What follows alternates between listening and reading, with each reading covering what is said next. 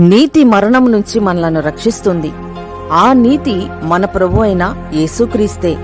అవినీతికి పాల్పడిన జనుల వలన భూమి పూర్తిగా చెడుతో నిండిపోవడంతో జలప్రళయం చేత యెహోవా దేవుడు భూమి మీద ఉన్న వాటన్నిటినీ తుడిచివేయబోతుంటే, నీతిని ధరించుకొని తనతో నడవగల నోవాహును రక్షించుట కొరకు నావను చేసుకుని అందులో తనతో పాటు అతని కుటుంబాన్ని ఏర్పరచుకున్న ప్రాణులను ఎక్కమన్నాడు.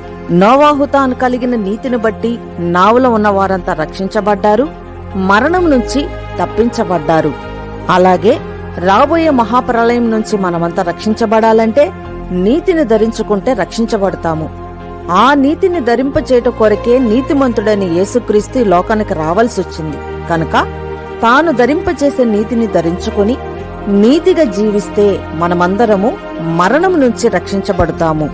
ప్రార్థన. తండ్రి, రాబోయే మహా ఉగ్రత నుంచి మేమంతా రక్షించబడుట కొరకు నీ నీతిని మాకు ధరింపచేయమని వేడుతున్నాం తండ్రి. ఆమేన్. Download ShareChat.